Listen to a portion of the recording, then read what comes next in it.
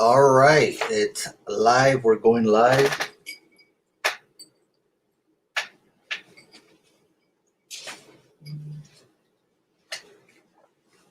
Everybody hear me out there? How's every? Let's see. Bring up the comments. All right. Well, we're live. We're gonna go ahead and bring on City of Del Rio Mayor uh, Bruno Lozano. He took the time. He's been on our show before. He's talked with us before about several issues. We're gonna bring him on. He took the time for to be on our show today, so we appreciate it. We won't hold back anymore. We'll bring him on. He's ready to go. So let's bring him on. Hey, Hello, how you doing? how's it going, Eagle Pass and Texas? How are you? How's it going? Where are you at right now, Mayor? I am at work. I'm currently in Orlando, Florida on a layover. So yeah, it's a good travel time right now. Flights are full, so you should have fly out of Del Rio, Texas, DRT, and connect in Dallas, everybody. We're actually really excited. We're actually having we're proud to announce that American Airlines has signed a 2-year contract with the city of Del Rio. So Oh that's a wow. 2-year commitment. So everybody from Eagle Pass, Kickapoo, Crystal City, Carrizo Springs, all of you listeners right now, fly out of Del Rio, Texas, and help your region stay stable. And invest in your region and your local economies by flying out of Del Rio, Texas. So that's my spiel. But yeah, no, flights have been full, which is really great. Airlines are adding service to destinations that they hadn't before COVID, which is Mhm. really great. They're flying to places like Croatia now, which was unheard of, Wow. and people are just trying to fly to places where things are open. So Croatia's open. Yeah, it's been a pretty good ride this past year as far as flights go. So Mayor, we're glad to have you on again. We know you're busy, and we want to thank you for taking your time. I know you're busy with your work, and it's difficult sometimes to separate some time. To talk with other people about, and we've been noticing you've done your rounds as far as being out in the media, and that's why we wanted to get you on. Come on our show again. I know you heard that. Unfortunately, our Facebook page previously, the one we had that was growing pretty fast, it got knocked down. But we really appreciate you coming on this one and trying to help us, boost us up where we were at once before, right? So, what have you done? Okay, last time we talked, it was a it was a good discussion. The big topic was the border. We've seen you making your rounds, especially one of my favorite shows, Hannity, and it was like, oh wow, you know. So I want to hear what's been going on since the last time we spoke with you until right now. Well, in case y'all in Eagle Pass didn't know, there's a border crisis going on in our backyard. Yeah. And according to this administration, everything is again, and I'll quote, under control. So I guess we don't know what we're talking about, and we're the ones that live in Eagle Paso Del Rio, right? So to me, I don't think everything's under control. And so it's my responsibility, my job to protect my community that I was elected to represent and to ensure that their voices are being heard and to spread truth and be transparent with not just my constituents and my citizens and my residents of the city of Del Rio, Texas, but also to ensure that that information gets passed along to every possible avenue available, which includes state representatives, the governor's office, federal representatives, and the federal offices. And guess what? It's not under control. And so I've been having to make my rounds because I know we have some networks out there like Fox News, and I was on the Hannity show. They went to Del Rio, Texas to do a one-on-one with me. I've been on Fox and Friends. I've been on OAN. I've been on 60 Minutes, really just highlighting the concerns that I share on behalf of the city of Del Rio and the border. And quite frankly, it's not safe to have this breach of national security on a level that has never before seen. And we spoke with you. What was it, about a month ago? Yeah, I think so. And I think the situation hasn't gotten any better from where it was a month ago to where it is right now. Right. Uh, Recently, we've in our on our page we released photos of kids, five girls. I think the youngest was about 11 months year old being left in Quemado, Texas, in between Eagle Pass and that and Eagle And Del Pass, Rio. and the situation doesn't seem to be getting any better. It's not getting any better, and it hasn't gotten better. And when I released a video at that point, pleading and requesting with the Biden administration to stop releasing migrants into the city of Del Rio during a winter storm, mind you, it's only gotten worse, and on a proportion never before seen in our communities. And I'm not sure where they're getting their data from or how it's packaged in a nice little like portfolio when it gets to these people's desks, these representatives' desks. But I can tell you that when I talked to Chief Skuro, who's the chief for the Del Rio sector, which Carrizo, Eagle Pass, and Del Rio are a part of, the numbers are staggering. The numbers are over 100,000 already that have entered unlawfully between Carrizo and Del Rio, Texas alone. Over 100,000 persons have entered unlawfully and have been detained.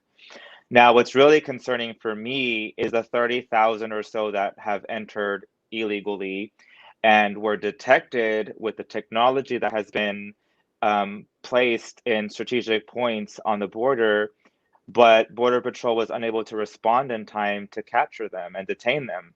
Those are the ones that I'm actually concerned about, because the majority of the people that are detained, they want to get caught. They want to seek asylum or just get their slap on the wrist and get their papers to stay for their court date that they're not going to go to. We all know that they don't go to their court dates, and work illegally under the table in their communities that they arrive in, and under this context and pretext of asylum seeking. But it's those 30,000 individuals that I'm concerned about. Are they people that were smuggled into our country against their will? Are they terrorists? Are they Chinese nationalists? Are they Russian extremists? Are they are they ISIS? We don't know, because they're just detected with the technology that's out there. And that's the message that I started to really try to get this administration to understand, that when you have 103,000 persons enter unlawfully, there's no way you're going to have 103,000 law abiding citizens who are seeking asylum opportunities. I mean, case in point, when you had in the airline industry, for example, you had emotional support animals. People were abusing the system to bypass paying $150 to check their dog or their pet into the cabin. And you saw peacocks, you saw ducks, you saw hogs in the cabin that were a danger to the flight crew. People abuse the system all the time. That's what people do that are not law abiding. And I don't get it. I don't understand how people are just not supporting American policy and lawfulness. I just don't get it. Now that's a good what you touched on right now. That's one of the things that we wanted to ask you because we're curious. Now we have a congressman, Tony Gonzalez. I'm not sure. I haven't done the research as far as if he has been willing and ready to work with the city of Del Rio, you as the mayor. But we do see him supporting out there asylums. We saw just recently he submitted a bill, a bipartisan bill, uh, trying to accomplish the task of getting four more facilities, asylum facilities, or some kind of facilities to house the people that are coming over here that you just say that you're concerned about. Mhm.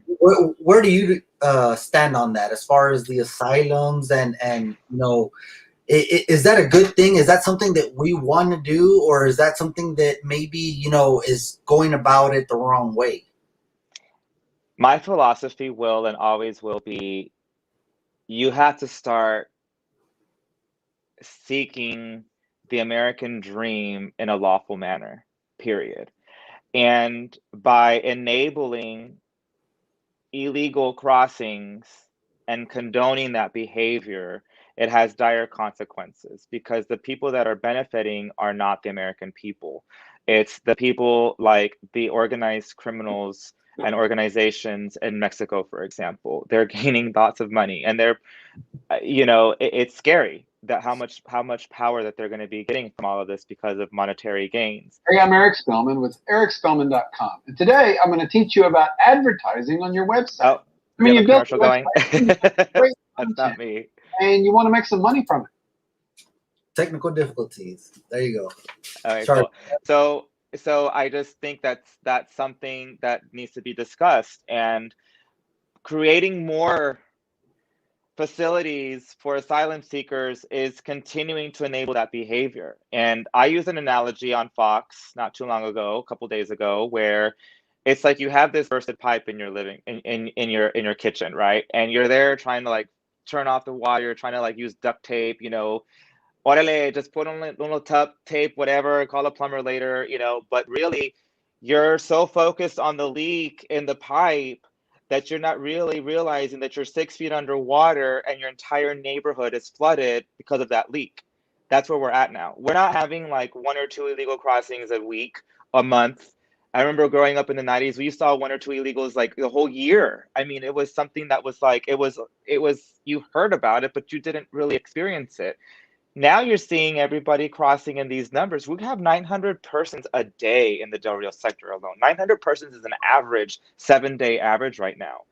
And so, and I appreciate the representatives' attempt to be bipartisan and try to get, find a medium ground to work on. But you can't fix your house when the pipe is busted until you cut off the source. You just can't do it. Not anymore. It's too late. Yeah, no, and I couldn't agree with you more. I mean, I know we've maybe had the discussion before, but you sound a lot more like if you're ready to take care of the issues down here than some of, like I said, we have Tony Gonzalez out here supporting these asylums. Um, I know you're not saying going against them, so to speak, but what you're explaining to us is that that's not the way to go about the situation. And No. Mm-mm. you're explaining it in the terms of that we had something already in place that was removed, and now it's made the situation worse. But the way they're going about it at this current time from that leadership it's just not working, and that's what we're seeing as people out here seeing this Mhm. thing going on. Eagle Pass and Del Rio, like we always say, sister cities. What happens with y'all happens with us, and that's what we're seeing here, and that's what we have you to speak with you about what's the situation out there, and it seems that it's very similar to what we're seeing down here, and Right. we do follow several of the social medias out there, Crystal City, Carrizo Springs, the police departments, the sheriff's departments out there in Demet County and the several counties in the area. And it's not a day that doesn't go by where we don't see a handful or more than a handful of people that had crossed illegally that are getting caught with guns, Right. uh, large Mhm. amount of cash, drugs, and it's not all of them.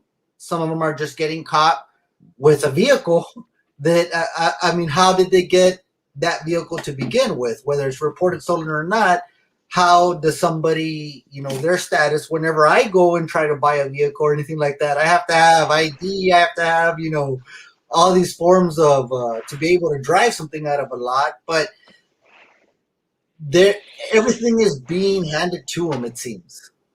It's so it seems. Yeah. And so let's go back a little bit to the asylum seeking individual. I've already thrown out there some solutions that I think could be totally worked into. And one of them is building facilities at all of our port of entries to enhance, those individuals that want to come across legally and claim asylum at a legal port of entry. Let's say that you were to do that today. Let's say that we turn on the switch. Okay, we're going to accept, asylum seekers at port of entry Eagle Pass, Port Del Rio, whatever. Well, there's obviously not enough. There's not enough real estate, being developed building space to house persons while they're waiting for the processing, right? So you have to expand the facility. Then you're going to need magistrates. You're going to need judges. So there's this whole backlog of personnel that you're going to have to put online on top of building these facilities, right? But I also threw out there, I mean, that these individuals have WhatsApp or have, Telegram or whatever social media device, Messenger, messaging, whatever, to talk to their loved ones in country, in the United States, for example.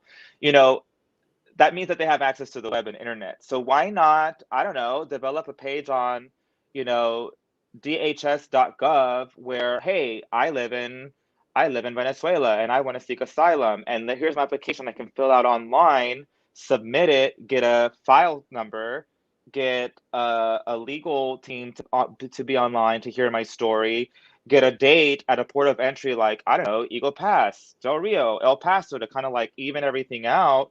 And then that way they know when they're coming, and they'll have enough staff to listen to that story in person, and then they can more than likely be continuing their journey into it instead of paying this whole journey of to organize criminals in who knows what country they're coming in from, or paying a flight that they are going to have to risk, crossing on terrain that they're not familiar with, dying, crossing a river into American society.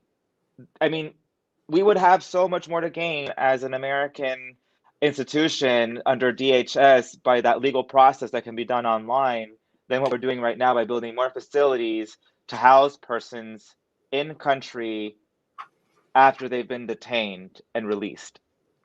I don't know. I think that would just make more sense. I think that's a little bit of an easier, more practical approach. It won't cost a lot of money up front. You can kind of see and gauge how many persons are going to apply for legal status. And then you can gauge how large the facilities will be in these communities that will probably process them. And I go even further by building the facilities at airports like JFK and Detroit and Los Angeles, Chicago, places where lots of international travelers come in from places that are seeking opportunities, like, and have these processing centers there, because that way everybody gets an even distribution of the weight instead of just the border towns. But I don't know. I think that just makes too much sense. I think that's just too forward thinking that they can't even wrap their minds around it. I think they're like, again, they're looking at this leaking faucet and they're like, well, we got to build more facilities. We can't have minors housed for more than 14 days, and they can't be in these aluminum sheets. They can't be in these aluminum blankets. We have to like figure this out. So let's build a facility. Let's get bipartisan support to like pass more problems down further down the line and build a permanent station at Carrizo Springs and Eagle Pass for minors. Doesn't make sense to me. It doesn't make sense. That doesn't make No, sense to me. That's a no, waste of yeah, money.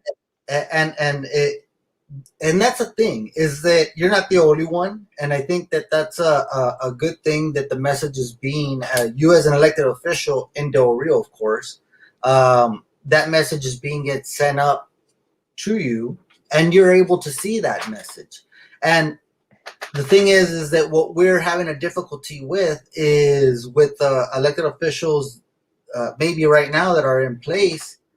It That message is not being sent across clearly. I guess I want to say, but we do appreciate that you're ready to voice that fact that, hey, the situation that is being done right now is not going to solve what's going on. Right. And Uh, well, I've always been known to be um, a non-traditional politician. I mean, I am a politician as much as I don't think I am, but I ran on a platform of the community. Really, I wanted our economy to be developed, and economic development. I wanted to make sure that Del Rio gets infrastructure, and I'm a regionalist as well. But on top of that, I also ran on a platform of accountability. And I remember being on the dais as mayor, and there was an error on an agenda, right? For example, and the whole community was just like, I can't believe they're not going to fund this, they're not going to fund that. I mean, I got emails and text messages, and I didn't really respond because I was thinking to myself, I better just handle this on the dais. And so I took ownership of the error on the agenda. I took ownership. I said, we're not, let me just clear the air. Let me just take ownership right now so that we can actually get to the discussion item, which is, what are we going to fund? Right? The discussion is not the error or the idea. I'm telling you straightforward that we were not going to not fund these organizations, right?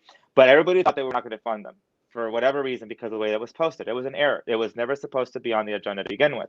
It was never even an item to discuss. It was just it's just something that's just like clerical in nature. And it had consequences because then the community got scared and we're going to be, hoarding all the money. And no, we want our community to have, nonprofits succeed. We want that representation. But at the end of the day, I took ownership for that. I said, put it on me. I'm cool with it. Whatever. If you guys want to Facebook me, comment me later, by all means, that's fine. When it was done, after that council meeting, an individual came up to me and was like, I've never seen a mayor do that before. I've never seen a mayor take ownership the way you just did. And I said, well, I mean, I had to. It's at the end of the day, I'm the figurehead. At the end of the day, all this comes on me, good, bad, middle, whatever, it's on me. And if I can't be in public at the dais taking ownership over a clerical error that I know is actually not going to be discussed or even an option, I know that we're not going to do that typo, that error that was on the agenda, then what am I doing here if I can't take ownership for my mistakes? I mean, ultimately, I had to conduct the meeting, right? And I think it's important to note that that's who I am, and I try my best to be as transparent. And when it comes to the city things, there's other issues going on in the community that legally I have to refrain from making comment on while things get discussed. But the public doesn't necessarily understand all the complexities that there is in a home rule city, being the figurehead. I mean, there's so much. There's so many different things going on in an individual's mind as an elected individual, especially one that's versed on the information and Open Meetings Act and Open Records Act and everything in between. And sometimes the public might think, oh, well, they're not commenting because of this or because of that. No, there's actually legal ramifications if I make a comment on something, and I have to protect the city of Del Rio, which is protecting you, the people, at the end of the day.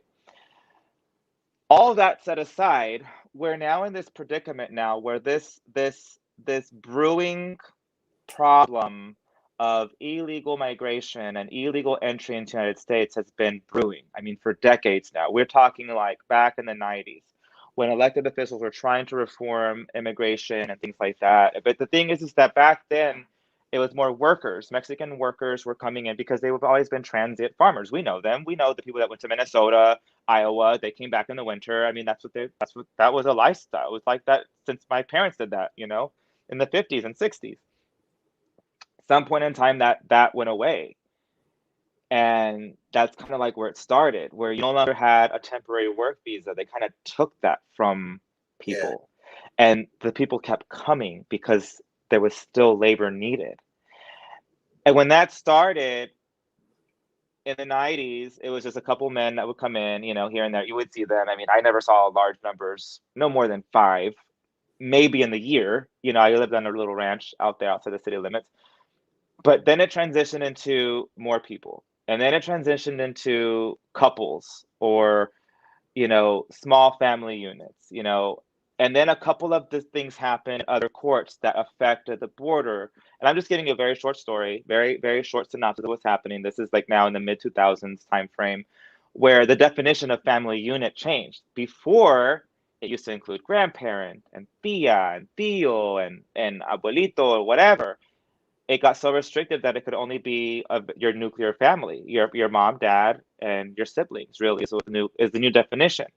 When that happened, is when you started seeing backlogs in stations early on. If you look back a couple years ago, maybe even 10 years ago, you didn't have this backlog of individuals in the system. Why? Because a family unit was broad. Yeah. It was a beautiful thing,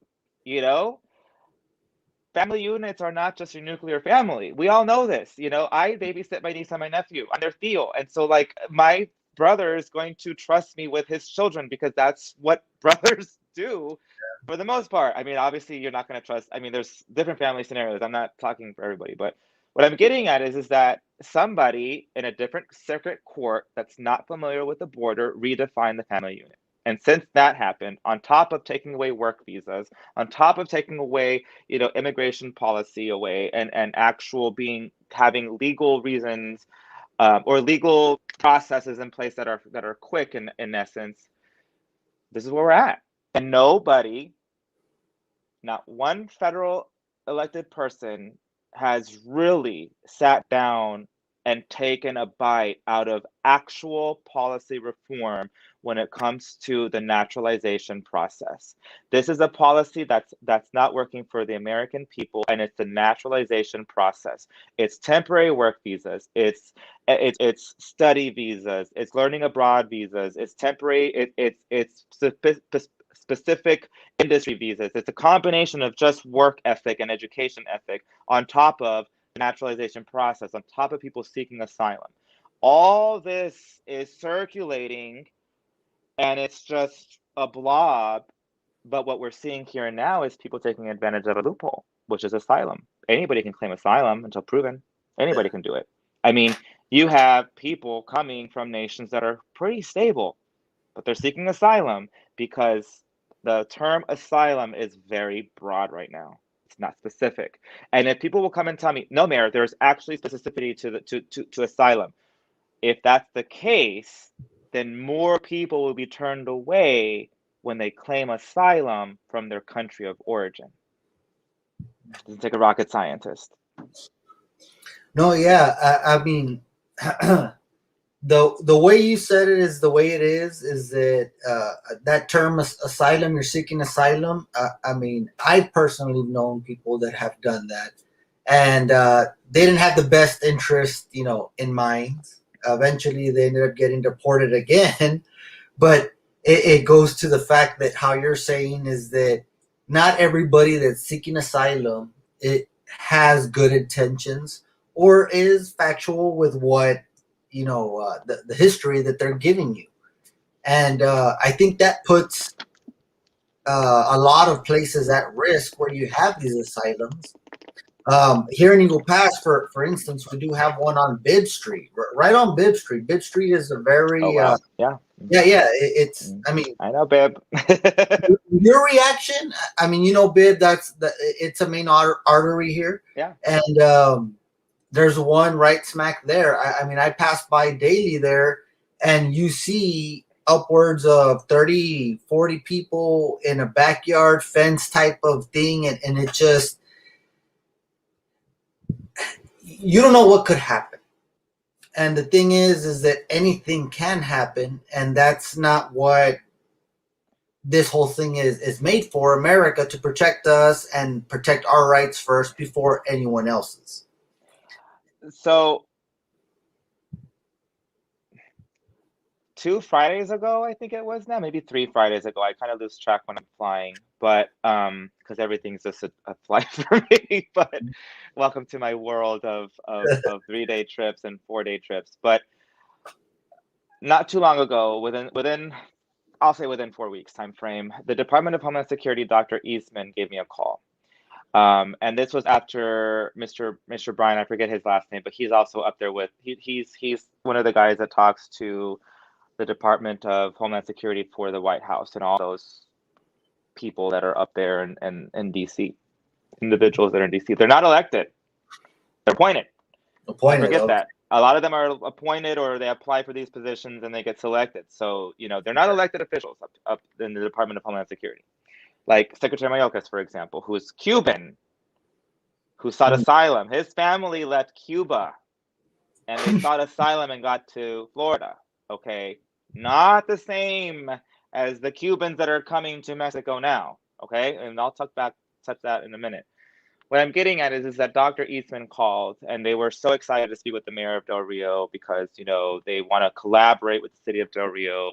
And, the way that this is how he's talking to me, he's like, FEMA's going to be able to fund a lot of these needs, and if there's anything that needs, there's FEMA funding is coming your way. But we're really trying to collaborate with the city of Del Rio and your nonprofits because our legal team has advised us that we need to find ways to test migrants for COVID-19 because the Department of Homeland Security can no longer test them. And so we're just trying to see and collaborate and work with you and see what you guys are thinking in Del Rio. And I I was taken aback. I said, collaborate with you guys. Why would I want to collaborate with you guys if you guys legally can't test persons who have entered unlawfully while they're detained by Border Patrol? And he's like, well, it's because the legal team is saying that this is only going to be good for a month. It's going to expire in a month. We have a month to find, the next thing to continue the contract for testing. And I said, well, good luck, because I'm not going to do it, flat out. And he was taken aback. He was so floored by my response. He's like, he couldn't come up with the words. He could not respond to me. And I said, I'm not going to test migrants for COVID-19.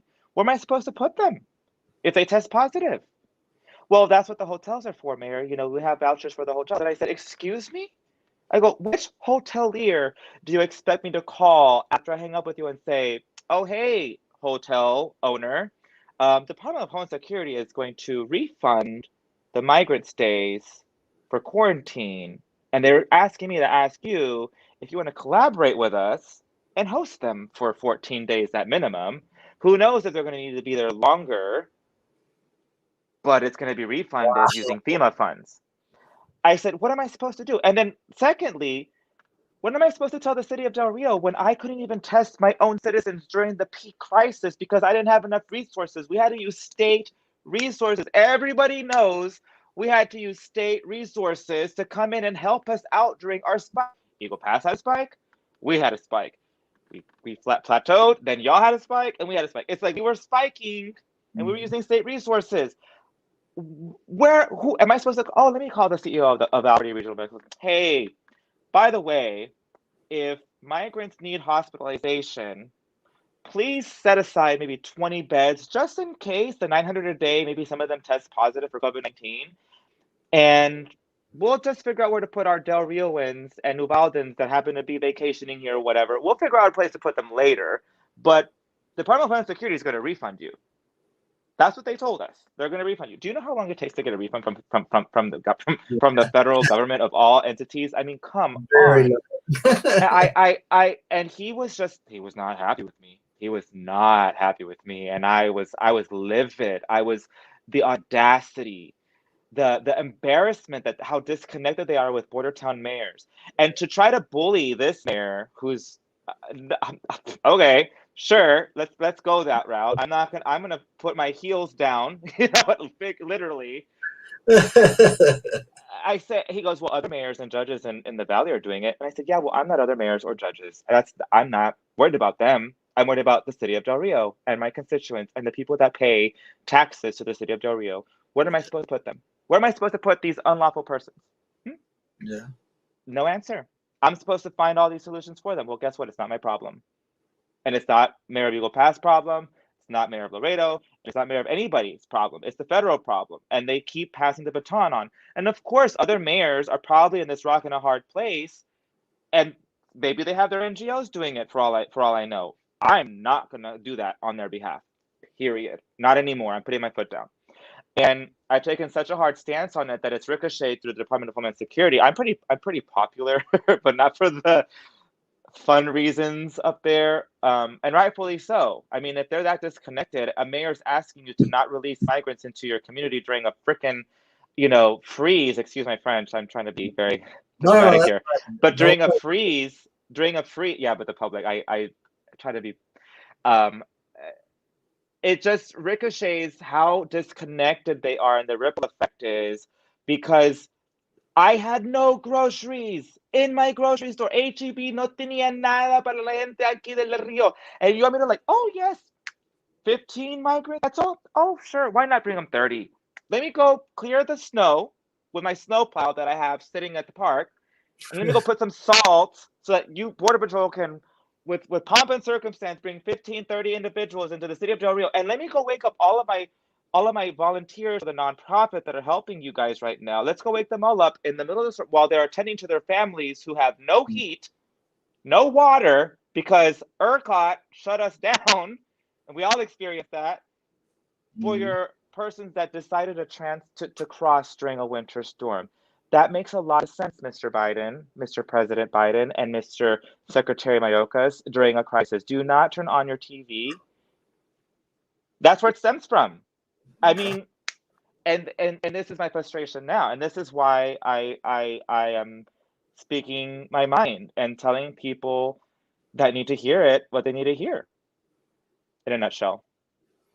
No, and that's what we appreciate. You know, you coming here to let us know what it is you're thinking and how it is, because politicians, and I don't consider you a politician. Well, I I really am, don't. but I mean, in the technical sense, I guess you can I put it know. on there, but I mean, I there's appreciate that. politicians out there that are doing politician things, saying politician things. Right now, what you're saying is it's not a politician.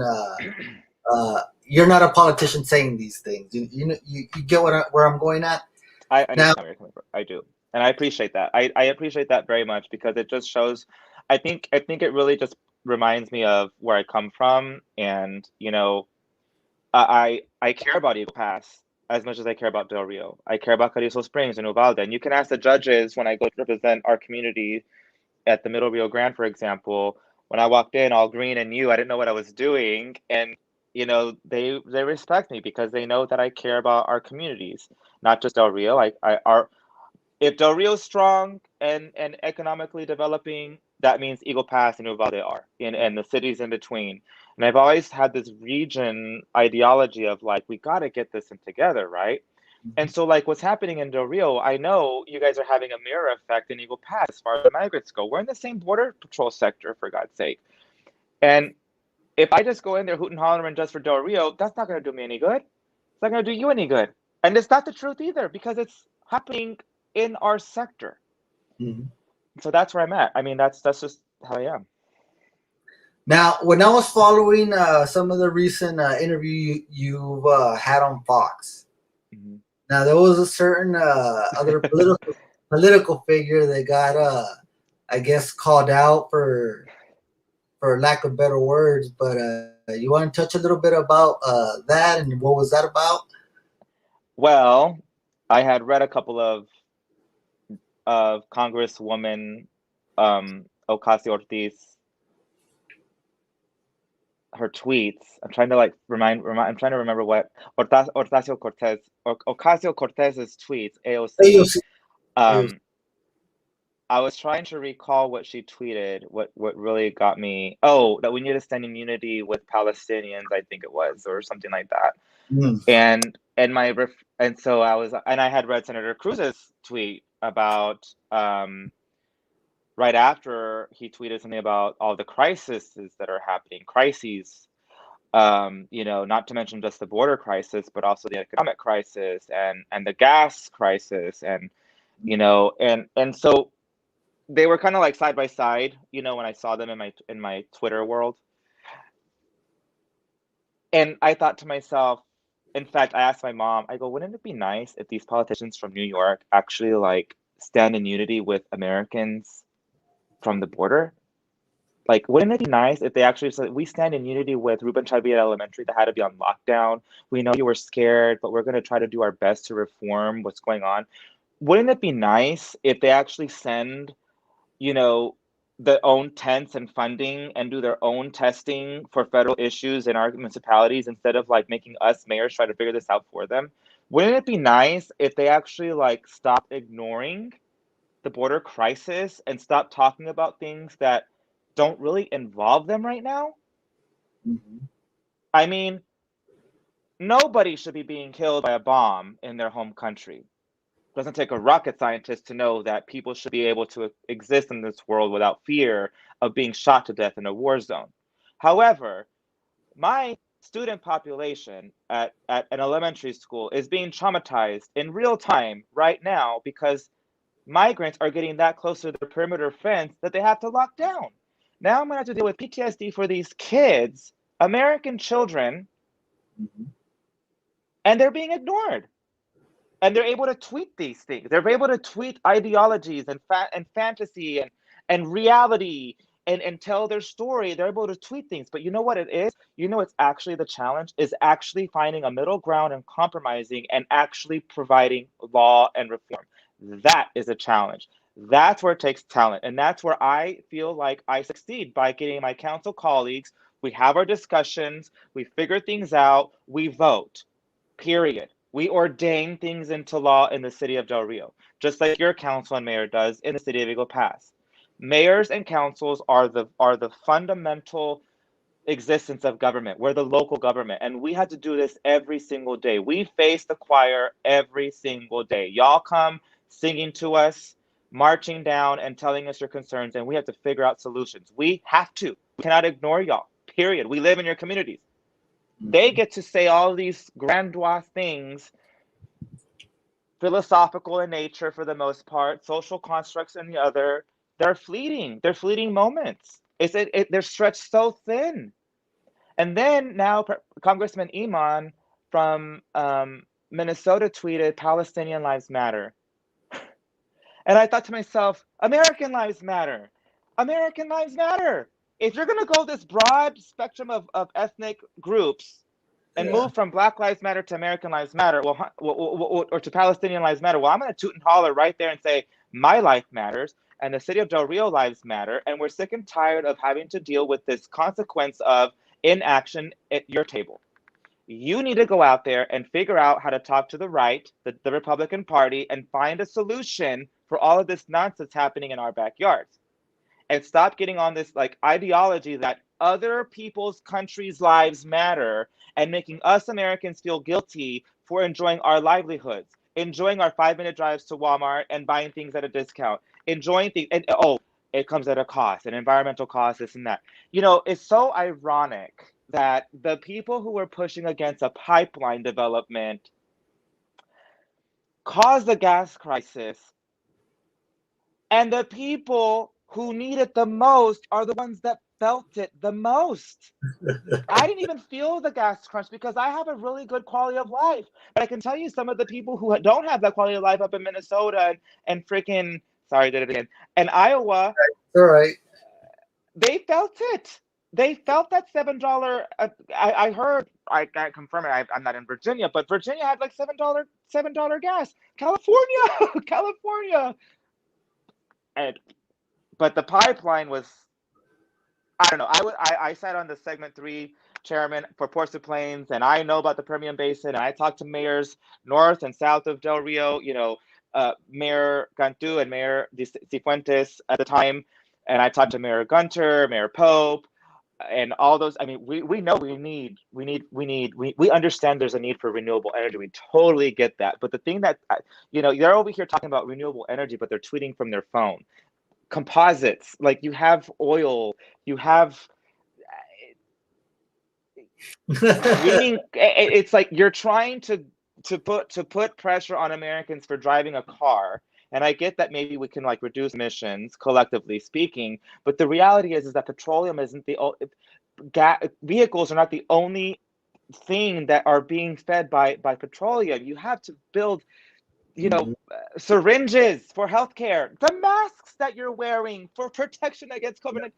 It just doesn't make any sense to me. And I don't understand.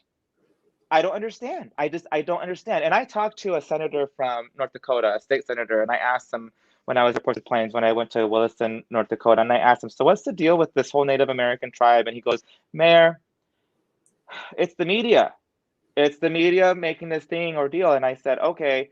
And I respected the senator's perspective. I really did, because he's actually out there on the ground having to manage, you know, this pipeline discussion that was ultimately turned down. Obviously, it never got built for protection of sacred lands. And I don't want to be misconstrued either. I believe that there's lands that need to be protected and sacred or what have you. But let me ask you this. I go, is it safer to have a pipeline buried or even like, you know, protected over land than to transport that same petroleum over a railroad that could derail and actually cause more economic damage? What would be the greater consequence here? You know? And even then, people have this romanticized ideology with renewable energy and wind farms and solar panels. Solar panels have to clear a lot of land to be built on. They have to clear a lot of land, a lot of natural remote land has consequences. People don't really talk about the consequences of clearing out land to build solar farms now, do they? No, no, not even mentioned. No, but yet I see it. I've been to Hill. I've seen those those solar Yeah. farms. I was happy to see renewable energy, but when you really look at it, it's like, oh yeah, they clear out all that land. Interesting. No different than a parking lot. No, no. And with all these questions that the issues that you bring up and you continue to bring up, not just at our local level, but like I said, in the mainstream. I don't know about mainstream, but at the higher level of news, which is Fox News, it seems to us that maybe this is how do I say, not a strategic in a way. I don't know if I know your time's almost up as the city of Del Rio mayor. I'm not sure if you have any thoughts of running again there, or and we've asked you this question before we had you last time, and we're real curious because a lot of the stuff that you say, a lot of the stuff that you have discussed with us here, it brings me up to a question to ask. Hey, are you thinking of a Senate seat, congressman seat, state rep seat? Because I mean, you're getting out there. People are hearing you. I mean, I didn't hear a lot of these words from you directly. I heard it from Fox News. That's where hey, I have to get Mayor Lozano out here again with us to sit down, see if we can take some time, and we have to see what's going on, what's being said up there in Fox News that maybe some of the viewers here locally don't tune in, and maybe we can expose what you're saying, or display it. Is that something that we're looking at here?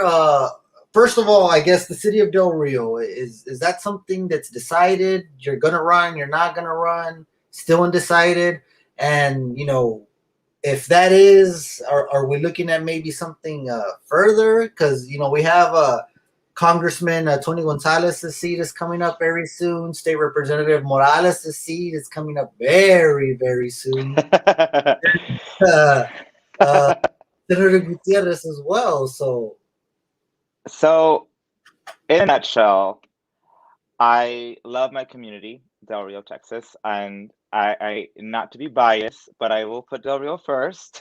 So, but I do love Eagle Pass. I love all our small communities that are in the District 74, in the District 23, and in Senate District 19. So I cherish all of our communities. I went to Fort Stockton not too long ago. I went to Alpine.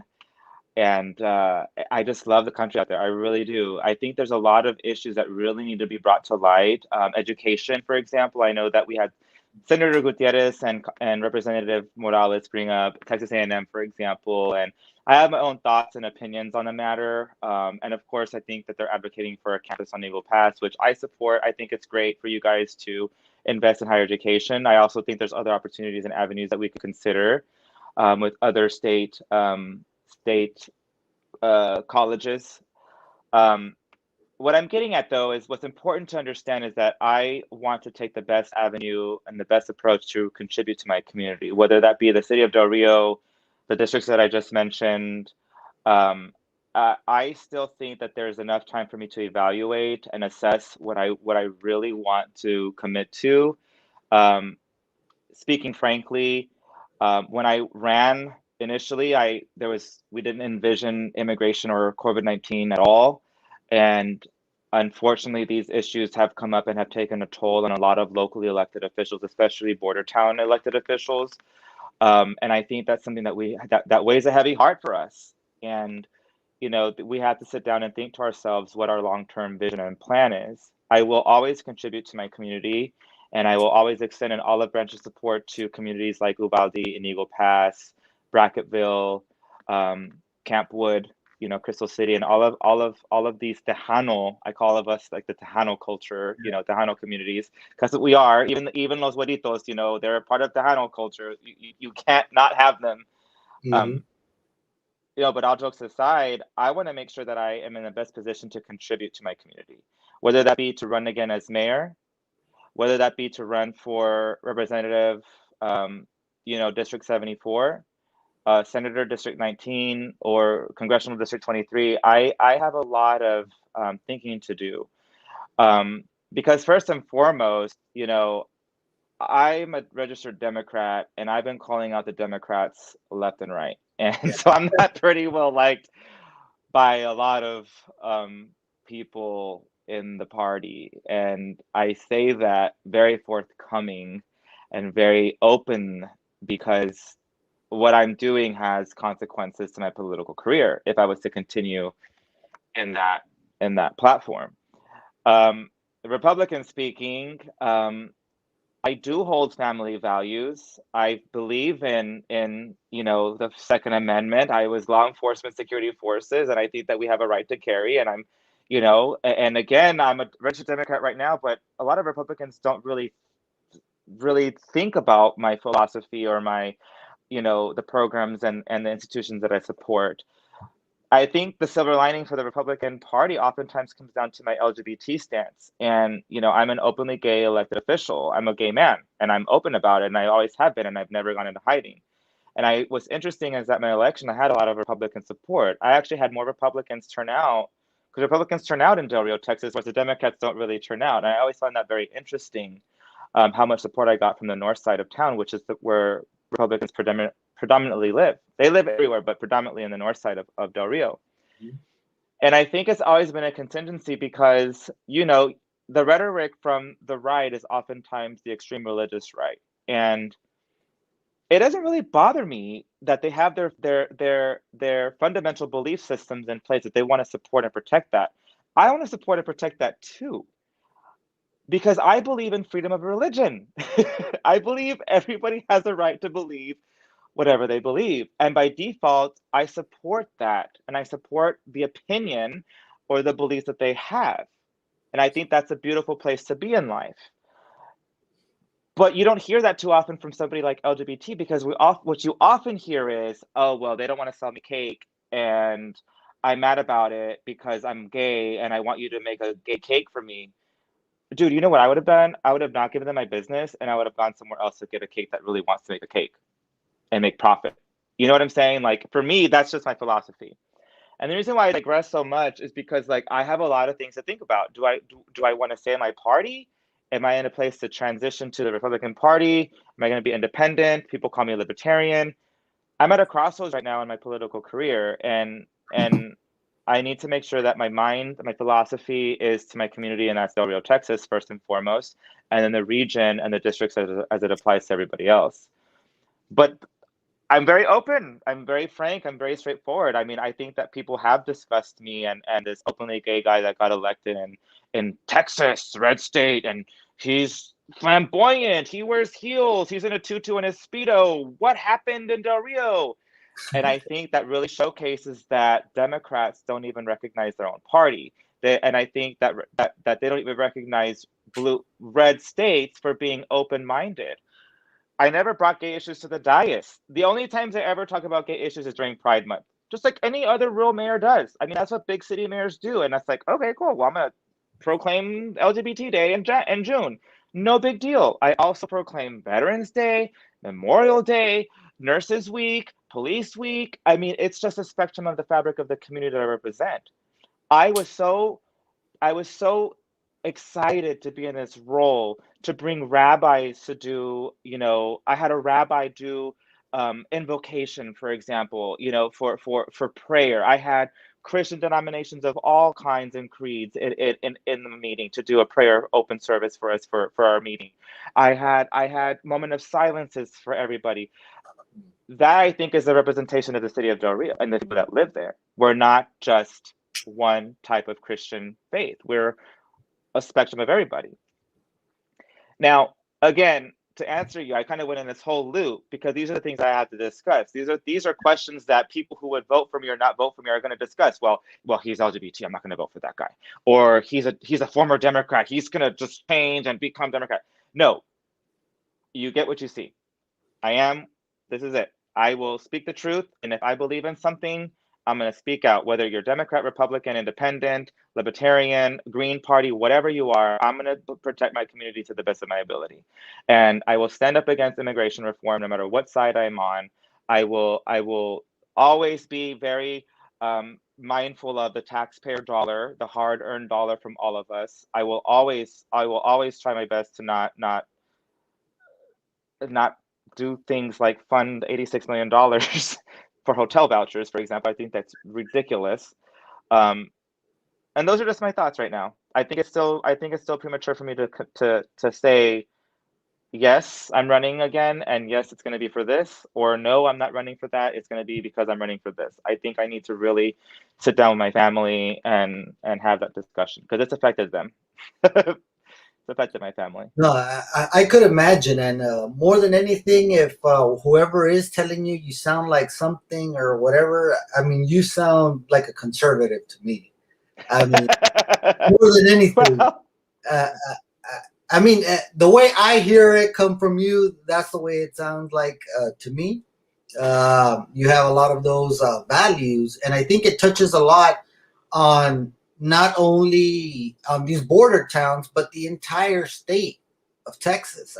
Honestly, I say that sincerely. And yeah, I mean, I think people. You're wondering. I mean, what I was going to say is that we're looking forward to see if there is going to be an announcement and what that announcement will be in the future. Well, I mean, we've tried to pull this from you before, so I know, and you got to I'm being a politician. We're Where I'm like, persistent. I'm being very strategic, as you used earlier. I think there's a lot of, and this is where I'm going to be more philosophical. There's a lot of positions that I need to assess personally. Mental health I'm a big advocate for mental health. If you have thoughts of suicide, please call my office. I'll try to find you resources just to kind of like do my PSA that I always advocate for. But mental health is extremely important. This has been an extreme stressful last couple of years for anybody in this position, especially with COVID. Does that mean that I need a break? Does that mean that if I take a break, I'll lose my momentum? I don't know. I don't know. I think that's an honest answer to where I'm at because I mean we have all experienced the last year and the last 4 months, 5 months since January, this additional layer, and then the weather. I mean, I'm anxious to see if there's going to be a hurricane that hits Texas. Unfortunately, I feel like this will be the year of years. I mean, this is just the way things are going with weather. But I appreciate that. I appreciate the compliment of being a conservative, especially considering my spectrum that I represent. I represent law enforcement from security forces. I represent, being a Tejano, being a fifth generation American with, Hispanic backgrounds from Mexico and Spain and Europe. I'm a mix, just like every other American is. I'm an American first and foremost, and I represent LGBT, and I represent being the youngest mayor elected in the city of Del Rio. I have I have a lot of perspective and a lot of attributes that have gotten me to where I'm at, and I think that's important for me to consider. Yeah, I'm excited for my own future too, and because I am pondering, what my next step is, and I'm trying to figure out the next best step. All right, Stay Mer. tuned for that. Stay tuned for that. Yeah, and I mean, we enjoy having you on. I mean, you're awesome to talk to, and how have the comments been? I can't see the comments. I'm not even on Facebook. So. They've been going on. You're a popular figure, especially not only in Del Rio, you're also here in Eagle Pass. So people have been commenting. I mean, there's always positive stuff to say about you, and that's how it usually sticks around here. We look forward to speaking with you again. Maybe by then we'll have an announcement as far as where you're going to go or what's going to be the next step for you. But we really enjoyed to have you, man. You're a great person to host, to talk to bring out what we set out to bring to the people that do view is the truth, and I appreciate that. it is what it is, and that's what we always try to do as much as possible. I mean, there's always that gray area that people cannot avoid, but we always try to bring you as straight from the person as possible, and we Yeah. really appreciate you, not just me personally, but I'm sure for the viewers that are watching that have been in and out, the straight voice that we can expect whenever we And have it's you. important to know and recognize. I mean, like, it's important to recognize too that not everybody's like, you vote an elected official in, and I get it. And like, for example, me, I've done some things that not every voter liked, like I voted in certain ways that not every voter liked, and that's going to happen because I'm still an individual at the end of the day, and I'm looking at different pieces of information, and I think, and that's why I'm really struggling right now to make a decision which way to go, left or right, up or down, sideways, this ways, because people might look at one attribute and say, I'm not voting for that guy because of this. But I think more people will be like, well, he has a broad spectrum of this, and this is why I'm going to vote, because at the end of the day, I don't know what he knows behind the scenes, right? There's a lot of decisions that mayors make, for example, behind the scenes. But, Yeah. and I know that there's been a lot of criticism from my local constituents about things that have happened, like my responses to COVID-19, for example, or like, where was I for a week? I went offline for a week and I got, you would have thought that I left country for like 30 days, some of the comments. And also with utility billing, like, the response wasn't quick enough for the citizens and they didn't like it. But the reality is that we've got a lot of things done, and that's the end of the day. It's like, there's a short-term response and then there's a long-term response. And I think because of instant gratification with social media, a lot of times people are asking, well, what are you going to do? They want the instant gratification, but the reality is that what I decide today is going to have a long-term effect on a lot of different key players. Will there be a new mayor? Who will I support for new mayor if somebody takes my seat? Will I continue my seat? Where do the representatives go? Who am I going to support for representing the district, and et cetera, et cetera? Am I going to continue with, Congressman Gonzalez? Is there going to be another one like, candidate Reyes, for example? He was running on a great platform too. I mean, there's so many different by vision. You know what I mean? And think about that, like when you're making law and ordaining ordinances and resolutions. These are things that that you have to, like, it takes a lot of processing. And I say that because, talk to your council persons, talk to your mayor, reach out to them. That's what they do with me. People reach out to me all the time, and I have a lot of responses. I try to get back to them, and if not, I delegate to the city manager, because there's a lot that comes my way. But I mean, at least try to get to them. At least try to send a message. I got a message about the parks. How come the parks are always like, ignored or whatever? And I felt bad. I didn't respond in due time because I was flying. But I made it a point for like this next budget cycle to include AstroTurf. Like, I heard it. I heard his message. In other words, I'm hearing him out, and I'm going to try to do my way to solve that by getting some kind of investment to his needs, because it's going to serve all of our softball teams, for example, right? What I'm getting at is that you might not get that response immediately. That doesn't mean that we're not listening to you. There's a lot of things happening coming our way, and at our level, we don't have these secretaries. We don't have this staff like Congress does. They have staff everywhere. They have staff in cities they don't even live in. We don't. We have one person, and we have to, like, also live our life and work our jobs. And I think people forget that when you're talking to your local representation, reach out to them, talk to them, and if you don't like them, there's an election every couple of years, every 4 years, and make your voice heard. And I think, and I'll end on this. So that way, because I know I'm over my own time, but um, I think elections have consequences, but so does inaction, and so does just, talking and not doing anything. And I think in 2022 we're gonna see a completely different election result. I think Texas is gonna go back to being full-fledged red with what's happening on the border, and that's just my I and I would be living in an alternate universe if it doesn't go back to full red because of what's happened. And I know, and I say this because I have talked to some of the most liberal of liberals, Democrats. I'm very sensitive with them because I know that they're very caring and they care about the migrant and they provide services, and I try to be very, very careful not to like, I mean, they get so emotional that, I mean, they care, they have big hearts, but even they're tired. Even they're like, enough. Yeah, I can't, this is too much. We cannot do this. And I listen to that and I'm like, this administration is not reading the audience, not gauging the thermostat, and the water is hot and it's summer heat and it's right around the corner and they have no idea what's going to come. They have no idea. And I'll leave it at that. Just like I still am trying to figure it out.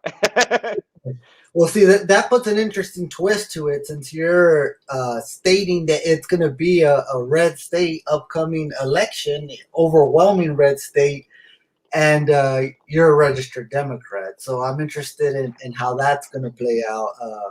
Again, I will say that me judging is that you have more conservative values than, you know, than maybe anybody else might realize. But again, I get that a lot. So we enjoy having you on, Mayor. I hope that we get to have you on again. A month was too much of a space to have you on here. We hope to have you in the next couple of weeks again, just to update and see how things, if they have changes in Del Rio, have they gone better, have they not? And of course, we just love hearing the updates from you, and our, like I said, the people that do follow the page are, you know, they're fans. So we'd love to have you on again.